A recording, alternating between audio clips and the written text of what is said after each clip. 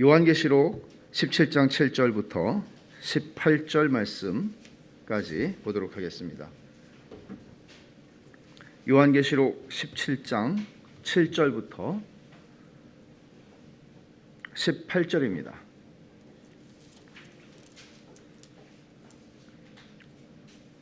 교독하죠. 천사가 이르되 왜 놀랍게 여기느냐? 내가 여자와 그가 탄 7머리와 10뿔 가진 짐승의 비밀을 네게 이르리라.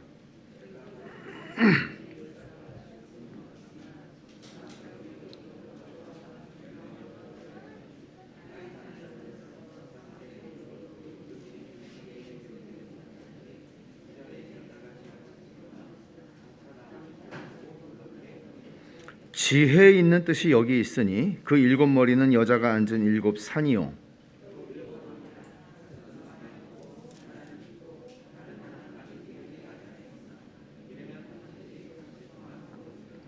전에 있었다가 지금 없어진 짐승은 8째 왕이니 7 중에 속한 자라. 그가 멸망으로 들어가리라.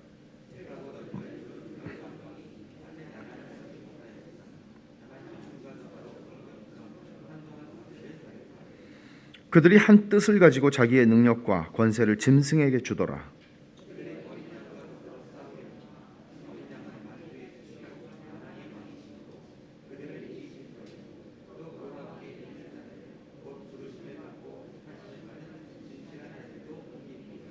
또 천사가 내게 말하되 내가 본 바 음녀가 앉아 있는 물은 백성과 무리와 열국과 방언들이니라.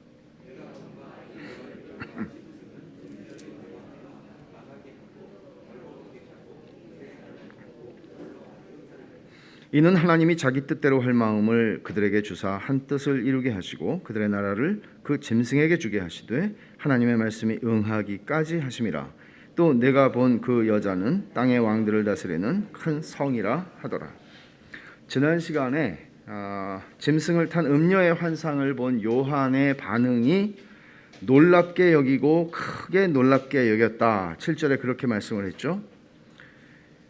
근데 천사가 7절에 이렇게 반응하는 요한을 보면서 왜 놀랍게 여기느냐 묻습니다.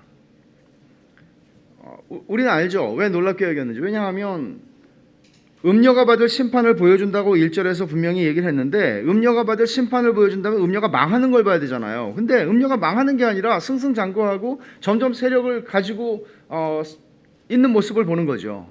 그러니까 이게 요한이 볼 때 그리고 그 음녀의 모습이 정말 멋있었다고요. 대단했다고요. 그러니까 이런 모습을 보면서 요한은 놀랐다고 말하는데 여기서 놀랐다고 반응을 하는 것에 대해서 천사가 왜 놀라느냐, 이 말은 거의 책망에 가까운 말이거든요. 왜 그런가 하면 요한이 놀라는 이 놀람은 사실 두려움도 포함하고 또는 뭔가 그것에 마음이 확 사로잡힌 것이죠. 그런 것을 지금 천사가 책망을 하는데 요한이 본 짐승을 타고 있는 음녀의 모습은 국가 권력과 연합한 사악한 경제 종교 체제의 위용이었습니다. 국가 권력이 있습니다. 바다에서 나온 짐승이라고 그랬고 이 짐승이죠. 그리고 또 이것이 종교적인 경제적인 것과 함께 종교적인 것들을 다 섞어놓은 거예요. 무섭죠?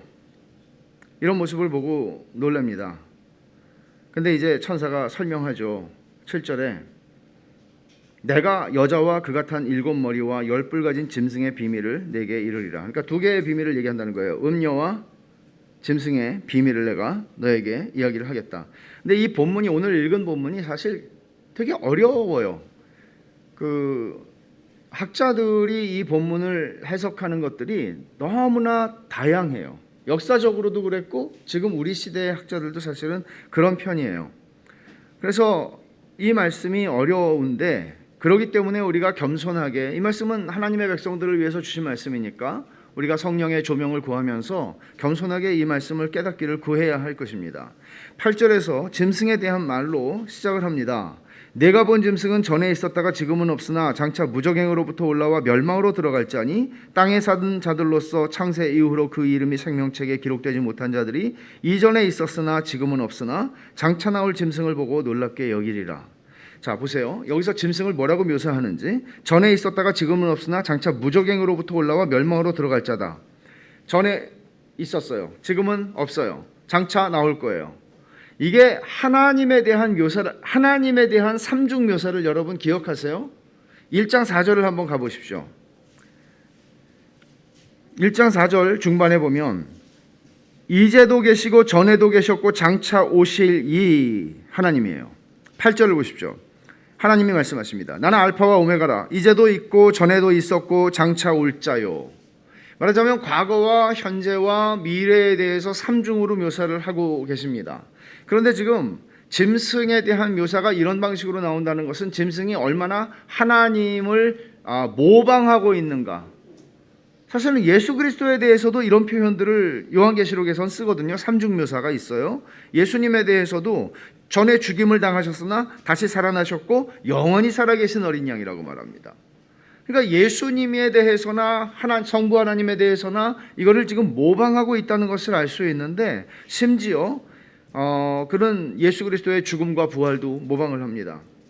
그러니까 이 짐승이 전에 있었다가 지금 없다고 그랬죠. 지금 없다는 말은 무슨 말일까요?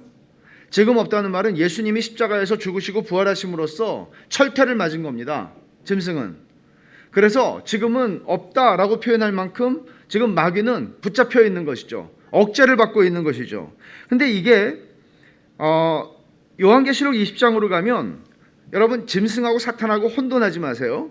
짐승은 사탄의 수하이고 마치 성부 성자 성령 하나님이 계시듯이 사탄은 두 개의 짐승, 바다에서 올라오고 땅에서 올라오는 짐승과 함께 거짓, 악의 삼위일체를 형성하고 온 세상을 지금 흔들어 놓습니다.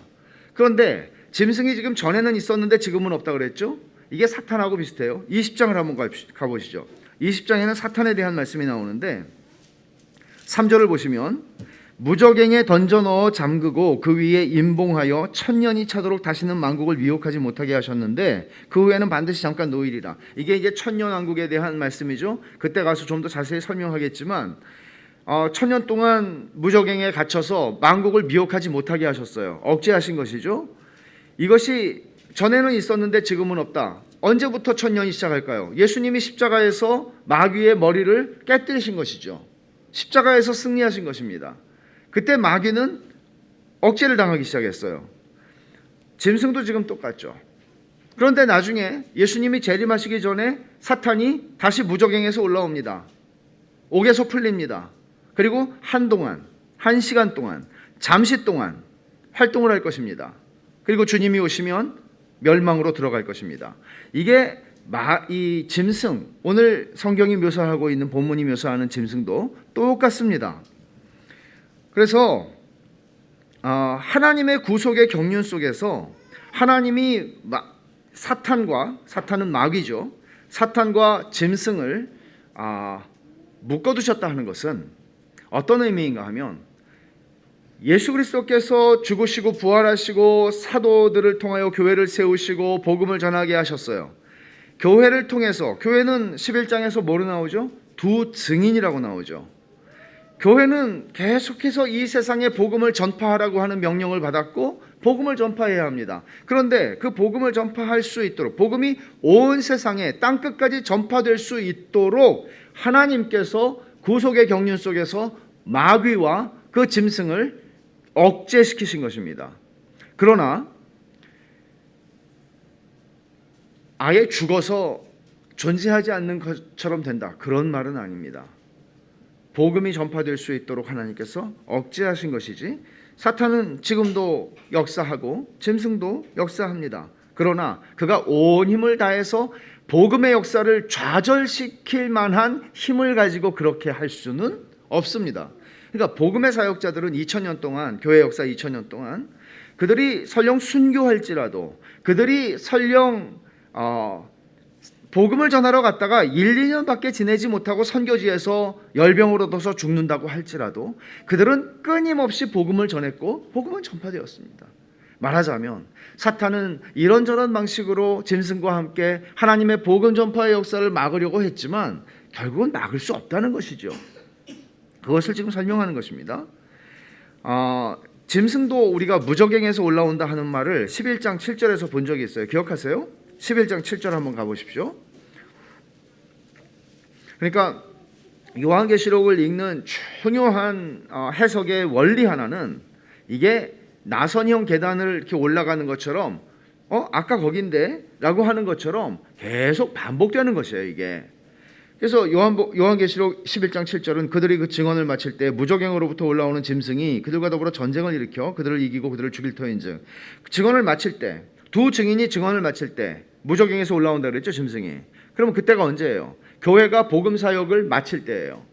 교회 온 세상에 복음이 전파될 때예요. 그때 하나님의 때가 돼서 이제 하나님께서 복음 전파에 이 온 세상에 복음이 전파되는 것을 다 이루시잖아요. 그러면 그때 마귀도 사탄도 그리고 짐승도 무저갱에서 올라와서 이제 극렬한, 자기 때가 얼마 남지 않은 것을 알고 극렬한 역사를 이룰 것이다 하는 말이죠. 이 짐승이, 이 무저갱에서 나오는 이 짐승이 13장 1절에서 바다에서 올라오는 그 짐승이고 국가적인 권력을 가지고 복음의 역사를 방해할 수 있는 그런 존재입니다.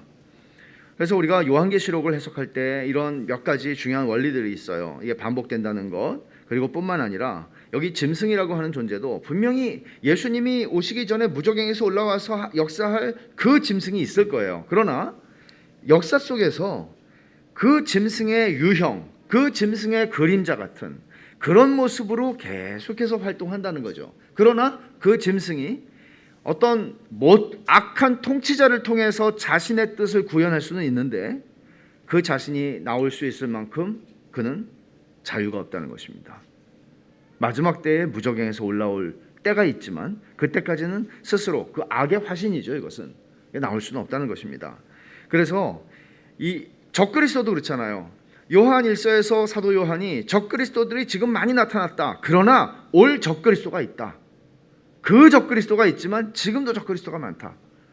비슷해요. 짐승도 그런 방식으로 나타나는 것입니다. 그래서 구약시대에는 예를 들어서 우리가 지금 출애굽기를 읽고 있잖아요. 애굽의 바로 같은 사람을 보세요. 자기의 권력과 힘을 이용해서 어떻게 해요? 하나님의 백성들을 박해하는 것입니다. 또 아수르의 산헤립을 생각해 보십시오. 얼마나 이스라엘 그 유다 예루살렘 성 밖에 와서 얼마나 괴롭혔습니까? 얼마나 하나님을 모독했습니까? 이런 존재들이 있습니다. 또 예루살렘을 무너뜨렸던 느부갓네살, 그 바벨론의 느부갓네살 같은 사람들을 생각해 보십시오. 구약 시대에 그런 사람들이 있었죠. 또 신약과 구약이 한 400년 동안의 간격이 있는데 역사적으로 신약이 시작하기 전에 이 400년 동안에는 어떤 사람들이 있었습니까? 유대 역사에서 잃어버릴 수 없는 최악의 원수죠. 안티오커스 에피파네스라고 하는 사람이 2세기 중반에 예루살렘을 아주 성전을 이루 말할 수 없을 정도로 더럽히고 유대인들을 학살을 했습니다. 헤롯 대왕은 어떻습니까? 태어난 예수 그리스도를 죽이기 위해서 베들레헴의 영아들을 무참하게 살해한 사람 아닙니까? 이런 존재들이 있었습니다. 그러니까 이런 존재들은 역사 속에서 늘 있었고 하나님께서 그 나라를 폐하시거나 그 사람을 왕위에서 내쫓기 전까지는 그들은 이런 악행을 서슴지 않고 하는 것입니다. 가령 신약시대에 아주 악랄한 네로 황제 같은 사람들, 그런 사람들인 것이죠. 그래서 그레고리 베일은 이렇게 얘기해요. 이런 상황은 그리스도께서 최종적으로 오실 때까지 계속될 것이다. 하나님의 백성을 이기는 짐승의 성공은 전보다 더 커 보일 수도 있다. 그러나 아직은 아니다 하는 것이죠. 그래서 이런 모습을 보니까 요한이 놀라지 않을 수가 없죠. 여자가 이거는 이 세상을 지배하는 어떤 경제 체제 이런 것으로 지금 음녀가 등장한단 말이에요. 돈의 논리로 지금 온 세상이 돌아가지 않습니까? 그런데 짐승을 또 타고 있어요. 국가 권력을 가지고 있다고요. 그러니까 이건 무시무시한 것입니다. 그러니까 요한이 놀랐다는 것을 우리는 충분히 이해할 수 있습니다. 그러니 교회가 예수님께서 너희 증인이 되라 말씀하셨을 때 증인으로 살아간다는 것이 교회의 굉장히 중요한 정체성이라는 거죠. 왜냐하면 요한계시록에서는 계속 말씀하는 게 순교자들이 왜 죽었다고 그래요? 그들이 가진 믿음. 근데 믿음만 가지고 죽었다는 건 아니죠. 증거 때문에. 증거하지 않고 가만히 살면 안 죽어요. 안 죽을 길이 있겠죠. 증거했다고요. 그리고 교회를 두 증인이라고 성경 요한계시록은 얘기하죠. 두 증인. 증인은 증언을 해야 되는 사람이죠. 그러니까 이런 하나님께서 주신 이 시간, 이 기회에 교회가 복음 전파의 증인으로서의 사명을 감당해야 한다는 것입니다. 짐승이 무저갱에서 올라올 때 어떤 일이 일어나요? 8절에 보면 내가 본 짐승은 전에 있었다가 지금은 없으나 장차 무저갱으로부터 올라와 멸망으로 들어갈 자니 땅에 사는 자들로서 창세 이후로 그 이름이 생명책에 기록되지 못한 자들이 이전에 있었다가 지금은 없으나 장차 나올 짐승을 보고 반복하잖아요. 이 삼중 묘사를 놀랍게 여기리라. 그러니까 놀랍게 여기는 누가 놀랍게 여겨요? 땅에 사는 자들. 요한계시록에서 땅에 사는 자들은 누구예요? 하나님을 섬기지 않고 짐승을 섬기는 사람들이에요. 이 사람들이 놀라요. 생명책에 이름이 기록되지 않은 사람들이죠. 그러니까 이 놀란다는 말은 거의 숭배 개념까지도 포함하는 말인데 우상 숭배처럼 돈을 숭배하는 것이죠. 짐승은 권력을 숭배하는 것이죠. 이제 그런 얘기를 하는 거예요. 근데 필립 휴즈라고 하는 굉장히 훌륭한 주석가가 있는데 신학자가 이분이 이런 말을 해요. 세계 지배를 열망하는 전제적인 제국들은 언제나 바벨론 제국 시민들의 놀라움과 숭배를 불러일으킨다. 그러니까 이 짐승의 특징은 뭔가 하면 세계 지배예요. 보세요. 과거에 제국주의라고 하는 걸 보세요. 아무리 기독교 국가들이 제국주의를 했다고 할지라도 그런데 반기독교 제국들이 있었죠. 일본이죠. 히틀러 같은 사람들은 반기독교라고 할 수 있습니까? 친기독교였고 교회들이 열광했습니다. 그러니까 히틀러가 나치를 앞세워서 역사의 무대에 등장을 했을 때 분별력 없는 독일 국민들, 소위 교인이라고 하는 사람들을 포함해서 그들은 열광했습니다. 제가 전에 영상 보여드렸나요? 이거는 거의 예수님에게 갖다 할 수 있는 찬송을 히틀러에게 합니다. 미친 거죠. 이런 모습을 보여주는 겁니다. 그렇게 함으로써 그들이 땅에 속한 자라는 것을 증명하는 것입니다. 일본 제국주의 때 일본 국민들이 열광했습니다. 한번 생각해 보십시오. 꽃다운 나이의 젊은이들이 가미가자라고 하는 자살 특공대를 자원해서 이슬람 근본주의자들이 그렇게 하는 거는 종교니까 이해한다고 쳐요. 근데 이게 어떻게 가능한 일입니까? 멀쩡한 젊은 애들이 비행기 타고 가서 그냥 죽는 거예요. 이건 종교적인 숭배를 넘어설 정도의 차원이죠. 이런 모습들을 지금 얘기를 하고 있는 겁니다. 역사 속에 이런 일들은 꽤 많이 일어났습니다. 그러니까 여러분, 분별한다는 것은 참 중요한 것이죠. 성령 안에서 우리가 말씀으로 분별한다는 건 참 중요한 것이죠. 자, 일곱 머리에 대해서 이제 말을 하기 시작합니다. 9절부터 이제 이 짐승이 일곱 머리와 열 뿔을 가졌다 그랬죠. 지혜 있는 뜻이 여기 있으니 9절에 그렇게 말합니다. 지혜 있는 뜻이 여기 있다. 이거는 지혜로운 정신이 있다. 이런 말인데요. 이렇게 해석할 수 있을 거예요. 조심히 해석해라 하는 경고일 수 있습니다. 그리고 지혜 있는 자들만이 이제 설명하는 비밀을 깨달을 것이다 하는 말일 수도 있습니다. 어쨌든 우리는 이 말씀이 어렵구나 하는 것을 인식합니다. 그리고 성령의 도우심을 구하는 마음으로 이 말씀을 그냥 호기심을 가지고 우리 호기심을 채우는 게 아니라 이 말씀을 우리가 제대로 하나님의 말씀으로 들었다면 우리는 제대로 반응하고 살 것입니다. 이 말씀이 우리에게 무엇을 말씀하시는지를 깨닫고 그 말씀에 맞추어 우리의 인생의 좌표를 결정하고 살아갈 것입니다. 자, 보십시오. 일곱 머리는 여자가 앉은 일곱 산이요 일곱 왕이라 9절 10절에 걸쳐서 말씀하죠. 일곱 머리, 짐승에게 일곱 머리가 있었어요. 일곱 머리가 있는데 일곱 머리가 여자가 앉은 일곱 산이다 라고 말하고 또 일곱 왕이다. 일곱 머리는 일곱 산, 일곱 산은 일곱 왕이다 그런 말입니다. 1세기의 그리스도인들이 이 말을 읽었을 때 그들에게는 이거 로마를 가리키는구나 이해를 했을 겁니다. 왜냐하면 로마라고 하는 도시는 7개의 구릉이 있는 지역, 그러니까 높은 산은 아닙니다. 7개의 구릉이 있는 지역에 로마라는 도시가 형성이 됐기 때문에 이 로마를 가리키는 말 중에 하나가 7산의 도시라는 것입니다. 뭐 산이라고 하긴 그래요. Seven Hilled City라는 건데 힐이 언덕 같은 거예요. 그러니까 7산은 로마를 가리킨다고 이해를 하는 게 일반적입니다. 로버트 마운스는 이렇게 말하죠. 로마는 기독교 신앙에 대한 모든 적대와 반대의 전형이었고 짐승은 이제 무적행에서 올라와서 7산 위의 도시가 중심이 돼서 다스리는 적대적 세계 질서의 화신이 될 것이다. 그러니까 로마라고 하는 것을 통해서 로마 제국을 통해서 이제 적그리스도가 짐승이 역사한다. 뭐 이런 얘기를 하고 있는 것인데 요것도 그럴 듯하죠. 근데 조금 더 확장된 해석이 필요하다고 생각합니다. 이것만으로 이해하지 않고 그것은 이 묵시록이라고 하는 이 묵시문학의 장르인데 요한계시록은 여기는 상징이 가득하다고 그랬잖아요. 그러면 7이라고 하는 것은 상징일 수 있죠. 숫자. 그리고 산이라고 하는 것은 일반적으로 7은 완전수고요. 산은 힘을 상징합니다. 산은. 그러니까 말하자면 이 7산이라고 하는 것은 나라가 가지고 있는 어떤 정치적인 절대 권력 같은 것을 얘기할 수 있습니다. 실제로 루이 14세 같은 이 프랑스 역사에서 루이 14세 지난주에도 제가 말씀드렸지만 정말 악독하게 하나님의 백성들을 유언어들을 박해했거든요. 이런 것이죠. 압제적인 정치적 권력의 충만함이라고 말할 수 있어요. 그래서 무소불위의 권력을 휘두르는 거예요. 교회를 향해서 하나님의 백성을 향해서 모든 것을 향해서 뭐 일본 제국주의가 그러지 않았습니까? 나치도 그랬습니다. 무서운 일입니다. 그래서 7산과 7왕은 같은 거라고 지금 얘기하잖아요. 신적인 특권을 사칭하고 하나님의 백성이 악한 국가의 거짓 주장에 복종하지 않게 되면 그들을 박해하는 세상 정부의 압제 권력을 표상하는 것입니다.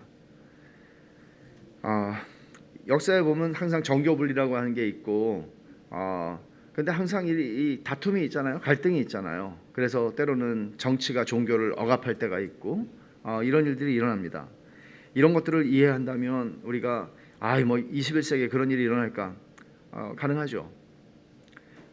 10절을 보십시오. 10절을 보면 7왕이라고 또 얘기를 하잖아요.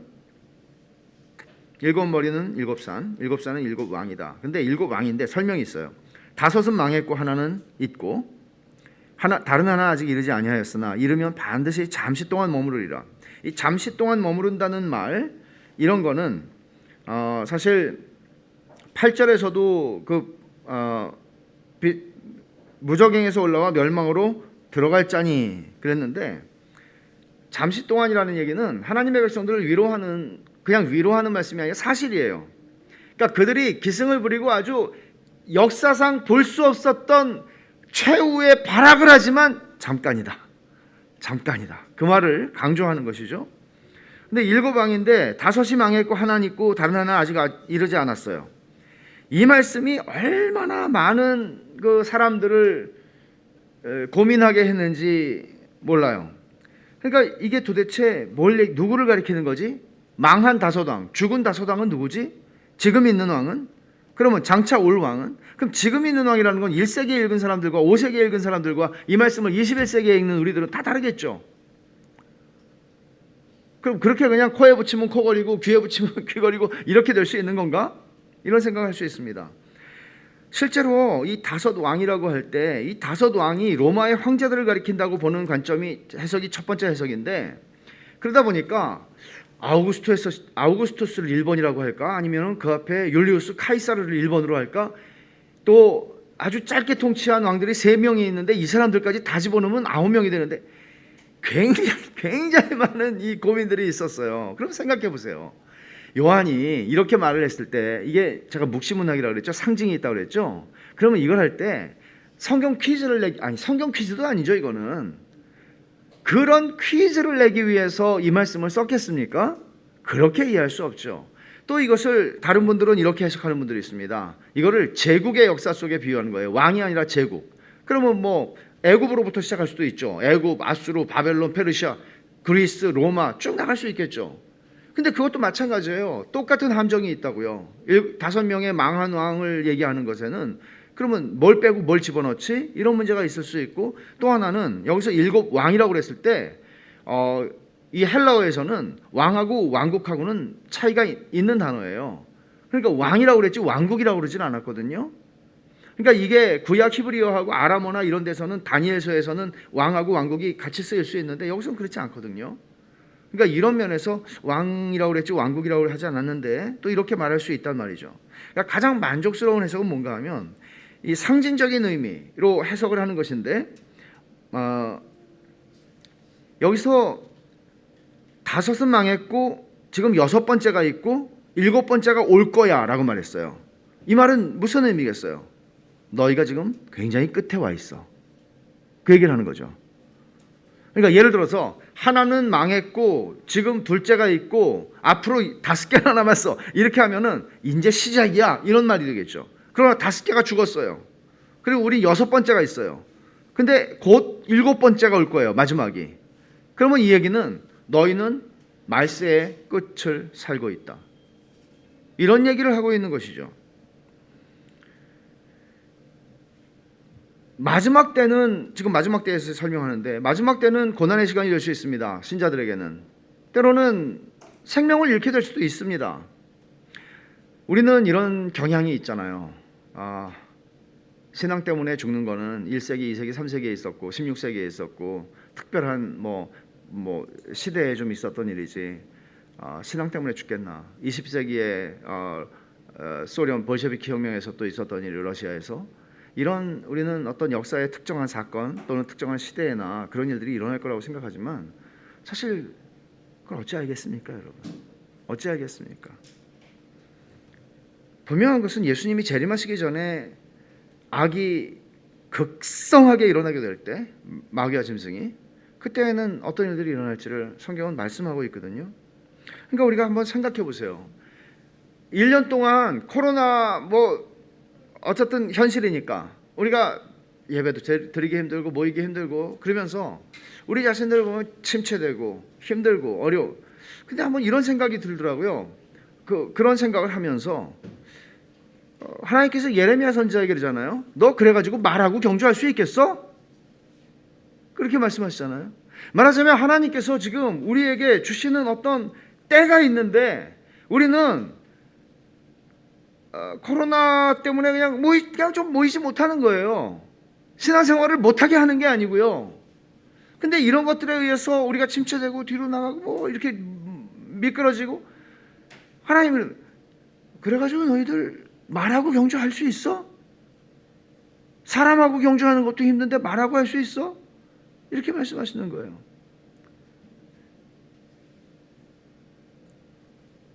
여러분 이런 짐승의 역사는 잠시 동안이다, 한동안이다 하는 걸 굉장히 많이 강조를 해요. 우리가 요한계시록 2장 3장에서 7교회에 보내는 편지를 봤어요. 7교회는 소아시아에 실제하는 교회들이었어요. 그러나 7교회는 또 모든 시대의 모든 교회를 총칭하는 것이에요. 7이라는 그 상징적인 숫자가. 여기서 사실 마찬가지예요. 7왕도 실제하는 로마의 황제들일 수 있어요. 1세기 말에 요한이 썼을 때. 그러나 이것은 또한 모든 시대의 이런 종류의 왕들, 전제적이고 폭군적인 이런 왕들을 통치자들을 가리킬 수 있을 것입니다. 그러니까 우리가 마지막 때가 가까웠다 하는 것을 이 말씀을 통해서 배우면서 그럼 어떻게 살아야 돼요? 한가할 수 없다는 얘기를 하는 거예요. 한가할 수 없다는 거예요. 그냥 내가 여러분 이 시기를 알고 사는 사람과 이게 그리스도인인데 이 시기를 모르고 사는 사람하고는 삶의 방식이 다르지 않겠어요? 여러분에게 개인적으로 이렇게 말해야 더 와닿죠. 여러분에게 지금부터 딱 30일의 시간이 있어요. 그 후에는 죽을 거예요. 그거를 알고 사는 사람하고 나는 아직도 젊으니까 나는 한 50년에서 60년은 더 살 거야 라고 생각하는 사람하고 아니 죽음이라는 것 자체를 생각하지 않고 사는 사람하고 다르지 않겠어요? 하루하루가? 삶의 질이? 태도가 11절을 보면 더 어려워요. 전에 있었다가 지금 없어진 짐승은 여덟째 왕이니, 자, 일곱째가 오는데 잠시 동안 머무른다고 그랬잖아요. 일곱째가 잠시 동안 머무르는 거예요. 잠시예요. 근데 전에 있었다가 지금 없어진 짐승은 여덟째 왕이니, 머리가 7개 있다고 그랬는데, 그리고 7머리가 7산이고 7산이 7왕이라고 그랬는데, 여기서는 여덟째 왕이니 7 중에 속한 자라. 이거 무슨 말이에요?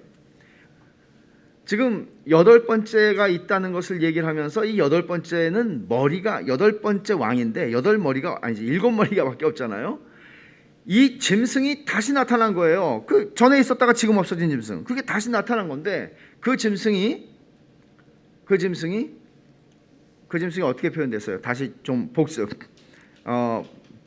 8절 보세요. 내가 본 짐승은 전에 있었다가 지금은 없으나 그랬잖아요. 근데 지금 11절을 보면 전에 있었다가 지금 없어진 짐승이 나올 거예요. 장차 8째 왕이래요. 근데 그 8째 왕이 7하고 다르지 않아요. 7 중에 속한 자이기는 한데 7은 아니에요.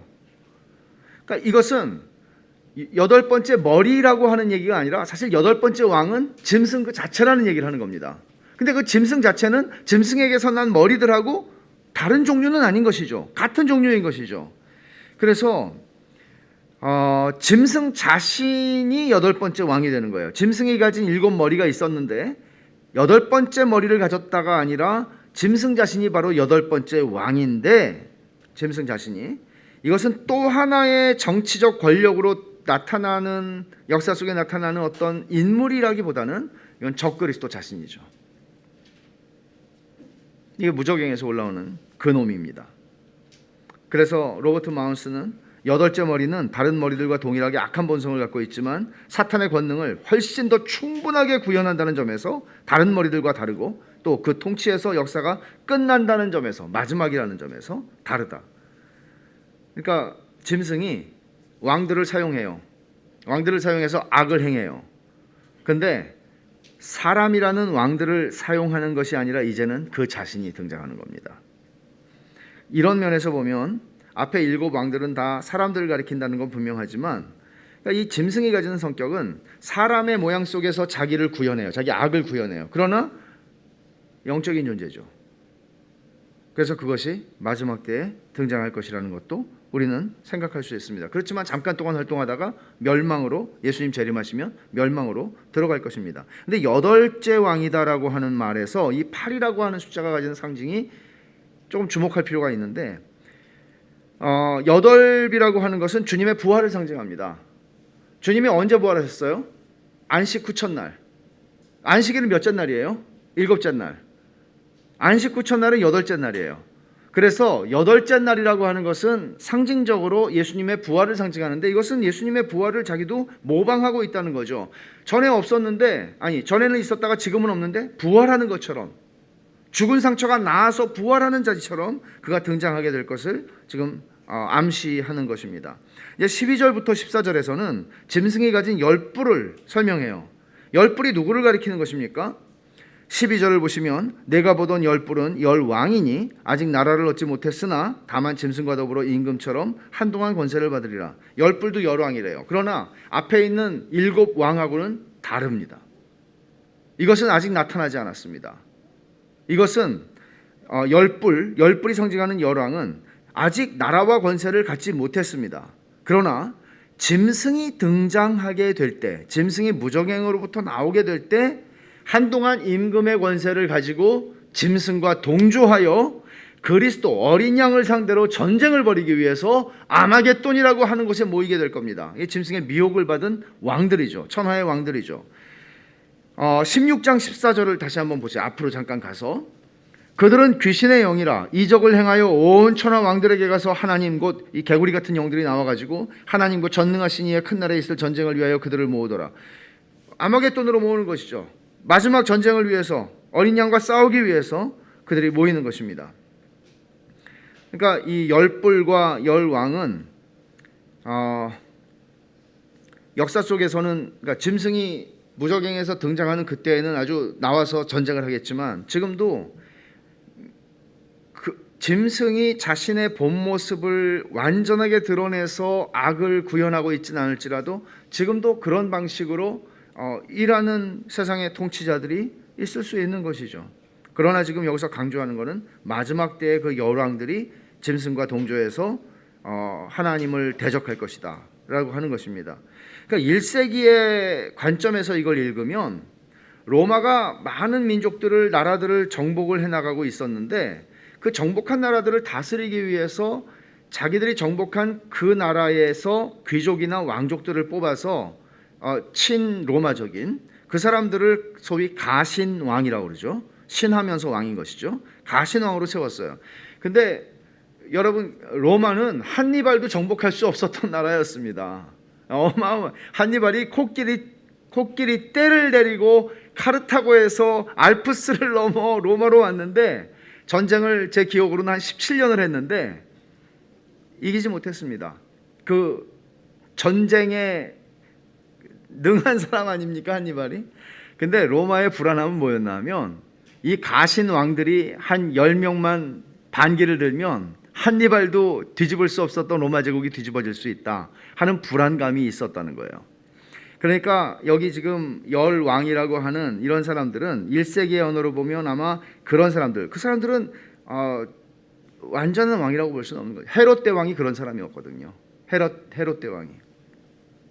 근데 이제 구체적으로 이 열왕이 누구냐, 이거를 지금 우리에게 알아내라는 것이 본문의 말씀의 의도가 아니라, 여기서도 열왕이라고 할 때 10이라고 하는 건 7과 함께 완전수입니다. 옛날에 여러분 기억하세요? 제가 중학교 때인가 세대주의자들이 책을 많이 냈어요. 그러면서 유럽연합이 바로 이 열왕이다, 이게 성취되고 있다. 근데 처음에 이제 모이기 시작해서 그 9개까지가 됐단 말이에요. 유럽연합 국가가 9개가 이제 가입을 했단 말이에요. 그러니까 이제 10번째가 가입하면 이제 그 날이 온다, 그렇게 얘기를 많이 했어요. 근데 지금 몇 개예요? 영국이 나가고 한 27, 8개 될 거예요. 영국 나가고 나서도. 그런 이제 어리석은 일들을 많이 한 것이죠. 그러나 여기서 얘기하는 것은 열왕은 적그리스도에게 복종하게 되는 땅의 만국의 권세들의 총체입니다. 적그리스도에게 복종하는 것이죠. 하나님을 대적하는 것이죠. 종말론적인 그런 존재들일 것이라고 이해를 할 수 있을 겁니다. 어린 양하고 싸우려고 그래요. 그래서 13절에 보면 그들이 한 뜻을 가지고 자기의 능력과 권세를 짐승에게 주더라. 그러니까 짐승에게 매료돼서 짐승에게 자기들이 가지고 있는 권세를 그리고서는 권세를 주는 거예요. 그리고 한 팀이 돼서 그들이 14절에 어린 양과 더불어 싸우려니와 어린 양은 만주의 주 만왕의 왕이심으로 그들을 이기실 터이요 또 그와 함께 있는 자들, 곧 부르심을 받고 택하심을 받은 진실한 자들, 누구예요? 성도들이에요. 그러니까 어린 양하고 싸움을 하는데 이게 아마겟돈 전쟁이죠. 어린 양하고 싸우는데 어떻게 이겨요? 왜? 어린 양이 뭐라고 표현하고 있죠? 만주의 주, 만왕의 왕이신데 어떻게 어린 양을 이겨요? 그들이 패배할 수밖에 없다는 것이죠. 성도들도 그리스도와 함께 이기게 됩니다. 이것이 짐승의 비밀입니다. 그 음녀의 비밀을 이제 15절부터 18절에 말씀하고 있는데, 천사가 내게 말하되 내가 본 바 음녀가 앉아있는 물은 백성과 무리와 열국과 방언들이다. 우리가 지난주에도 잠깐 살펴봤죠. 보편성을 얘기하는 겁니다. 그러니까 이 음녀가 가지고 있는 건 뭐라고 그랬어요? 경제적 영향력입니다. 경제 체제입니다. 그러니까 여기서 내가 먹고 살려면, 우리 가족이 먹고 살려면 여기 붙어서 먹어야 되겠다, 그렇게 느낄 만큼 경제적인 세력입니다. 그런데 이것이 보편적으로 백성과 무리와 열국과 방언 위에 앉아 있단 말이에요. 그러니까 음녀의 영향력은 일부 지역, 아프리카나 유럽이나 일부 지역이 아니라 전 세계적이라는 것입니다. 근데 여기서 놀라운 것을 16절에서 말하죠. 내가 본 바 이 열불과 짐승은 음녀를 미워하여 망하게 하고 벌거벗게 하고 그의 살을 먹고 불로 아주 사르리라. 이 무슨 일입니까? 내분이 일어나는 거예요. 그들은 한 팀이었는데 음녀가 짐승을 위에 앉아 있었단 말이에요. 그런데 여기서 내분이 일어난 거예요. 분열이 일어난 거예요. 열불과 짐승이 한 팀이 돼서 음녀를 미워해서 그 음녀를 멸망시키는 것입니다. 이 악의 자기 파괴적 속성이에요. 이것은 결국은 둘째인 인심판에서 일곱 인심판에서 둘째인에서 나타나는 게 뭐예요? 분열과 내란이죠. 자기들끼리 피 흘리면서 싸우는 것입니다. 그리고는 음녀를 망하게 한다고 하는 묘사가 있는데 여기 음녀를 망하게 하는데 보세요. 여기 어떤 표현들이 쓰여 있는지 벌거벗게 하고 그의 살을 먹고 불로 사른다. 이게 심판을 아주 상징하는 아주 완벽한 표현인데 이것도 패러디예요. 에스겔 23장에 보면 에스겔 선지자가 굉장히 비유적으로 하나님께서 북왕국과 남왕국을 멸망시키겠다고 하는 말씀을 비유적으로 말씀을 하는데 그 생생한 비유를 여기에서 다시 살려주는 듯 싶을 정도로 말하고 있는 것입니다. 왜 하나님께서 유다를 치시겠다고 말씀하시죠? 왜냐하면 그들이 애굽에 가서 음행을 하고 아수르 사람을 좋아하고 바벨론 가서 음탕한 짓들을 하고, 그러니까 하나님의 백성이 순결하게 하나님 앞에 살아야 되는데 이방 민족들에게 자기 몸을 팔았다는 것이죠. 그들의 신을 섬겼다는 것이죠. 이런 모습을 그대로 지금 패러디를 하고 있을 뿐만 아니라 몸을 먹는다. 개들이 살을 먹었는데 이세벨, 아주 구약의 악녀 중에 악녀죠. 이세벨과 똑같은 운명이 될 것을 얘기를 합니다. 이렇게 해서 음녀와 짐승의 악마적인 동맹이 해체가 되는 것이죠. 그러니까 짐승이 정치 군사력을 가지고 경제 체제를 깨뜨린다는 것이죠. 17절을 보면 이는 하나님이 자기 뜻대로 할 마음을 그들에게 주사 한 뜻을 이루게 하시고 그들의 나라를 짐승에게 주게 하시되 하나님의 말씀이 응하기까지 하심이라. 잠시 동안이라고 그랬고 한동안이라고 그랬는데 하나님 말씀이 응할 때까지예요. 근데 이게 보세요. 이 17절에서 우리가 읽게 되는 게 뭔가 하면 하나님의 주권이에요. 하나님께서 여기 자기 뜻대로 할 마음이라는 것은 그들이 그들 마음대로 하게 한다는 말이 아니라 하나님이 당신의 뜻대로 할 마음을, 하나님의 목적을 이루도록 그들을 사용하신다는 말을 지금 하고 있는 거예요. 그래서 그들이 한 마음 한 뜻이 돼요. 열왕과 짐승이. 그래서 그들의 나라를, 열왕들이 그 짐승에게 자기들의 나라를 줘요. 언제까지? 하나님의 말씀이 응할 때까지. 잠시 동안. 그러니까 음녀는 이렇게 음녀의 정체는 내가 본 그 여자는 땅의 왕들을 다스리는 큰 성이다. 이 음녀의 정체죠. 1세기 말에는 바벨론이라고 불리는 음녀가 로마 제국을 상징한 것이라면 21세기에도 이 큰 성은 존재합니다. 역사 전체에 걸쳐서 이 악한 경제적인 종교적인 세상 구조가, 이런 체제가 늘 있었습니다. 로마 제국은 더 이상 없죠. 그러나 이 바벨론, 큰 성이라고 불리는 로마 제국이 더 이상 없지만 그들이 가지고 있었던 퇴폐적인 음행, 우상숭배, 사치, 권력남용, 못된 문화적인 습성들, 이 모든 것들이 역사 속에서 수없이 반복되고 재생되고 있습니다. 지금 우리가 사는 대한민국에서도 마찬가지입니다. 그런 특징을 우리가 지난 주일날 음녀의 특징을 우리가 17장 4절에서 봤죠. 자줏빛과 붉은빛 옷을 입고 금과 보석과 진주로 꾸미고 손에 금잔을 가졌는데 가증한 물건과 그 음행에 더러운 것들이 가득하더라. 겉으로 보면 너무나 멋있어요. 매력적이에요. 근데 가증한 것과 더러운 게 끔찍할 정도로 가득해 있는 것이죠. 이게 음녀예요.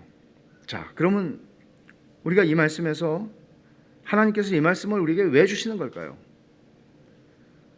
본문을 통해서 주시는 교훈이 뭡니까? 때를 분별하고 살라는 것입니다.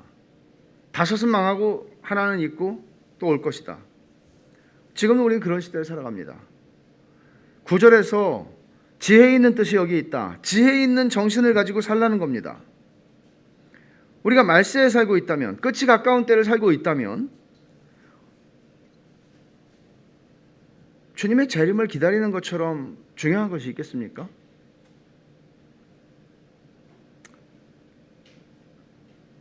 우리 신앙생활을 하면서 제일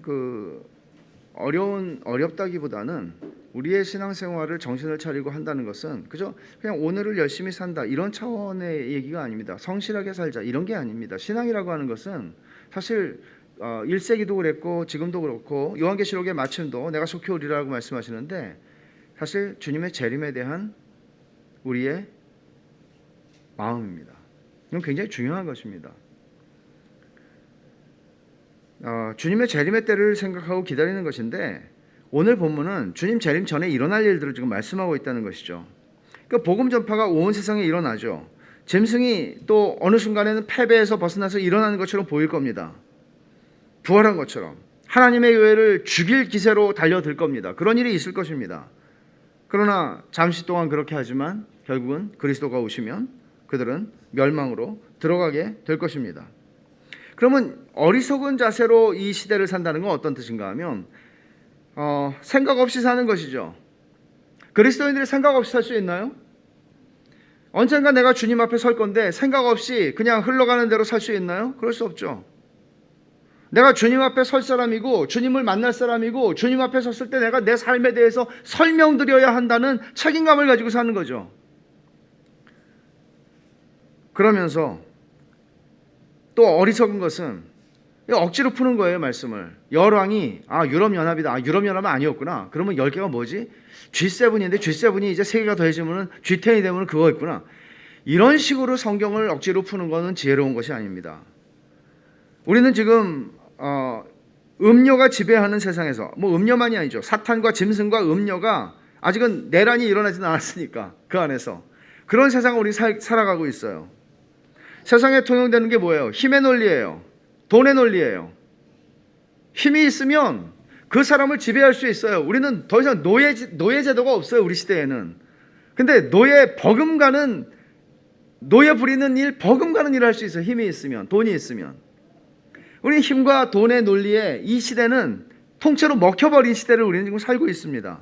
우리의 자녀들은 그런 세상에서 자라나고 있습니다. 돈 없으면 꽝이다, 인생은. 힘을 길러야 된다. 심지어 공부 열심히 하는 것도 돈 벌고 힘 있고 편안하게 살려고 공부 열심히 하는 그런 시대예요, 우리 시대가. 이게 우리가 우리의 자녀들에게 가르쳐야 할 삶의 자세입니까? 천만의 말씀이죠. 우리는 사치와 물질 추구의 삶, 어떻게 하면 내가 원하는 것들을 더 많이 구매할 수 있는 구매력이 내 인생의 성공 여부를 결정하는 것인가 하는 삶을 우리는 버려야 한다는 것이죠. 망해 없어질 세상의 권력에 기대 살지 말라는 것이죠. 뿐만 아니라 소위 번영신학과 같은 거짓 복음, 거짓된 가르침을 분별해야 합니다. 그러니까 음료 바벨론과 짐승의 이 정신이 교회 안에까지 다 들어와 있잖아요.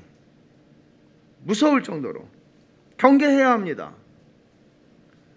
너무나 많은 교회가 힘과 돈의 논리에 의해서 무너지는 거 우리 보지 않습니까?